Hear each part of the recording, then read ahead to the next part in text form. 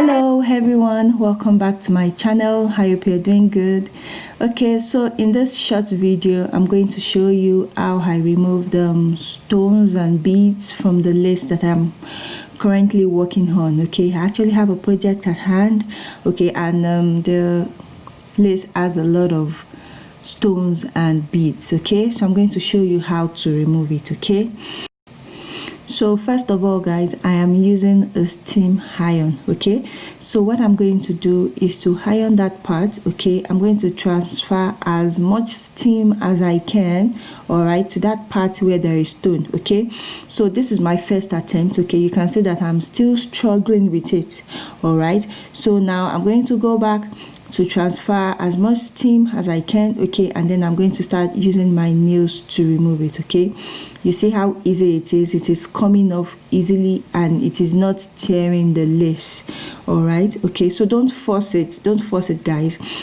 If you try it at first and you see that the stone is not coming off, okay, what you're going to do is just to transfer steam to it, okay, from your iron, and then you remove it. Okay, it is going to come off easily.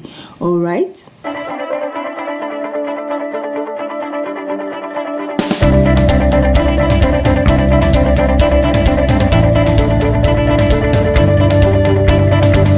The beads guys, people use cutter to remove the beads. Okay, but if you're scared of using a cutter just because you might cut your fabric, okay, you can use this method. Okay, and if you have a cutter already, it's fine. Okay, you can use your cutter. Okay, so this is the method that I use. All right, so what I'm going to do is to squeeze my fabric, okay, and then I'm just going to pull out the bead, just that. And when I pull out the bead, yeah, the metal at the back of it automatically comes off. All right, so this is what I do. Okay, so if you have another method aside from using a cutter and this method, please let me know. All right, so squeeze your material, hold the head of the bead, hold it this way, okay, and then you pull it out, okay, and then the metal comes off, and that is it. Okay, so guys, just so you know, this method is quite easy for me. Okay, it doesn't tear my fabric at all. Okay, both removing the beads and that of the stone, it doesn't tear my fabric.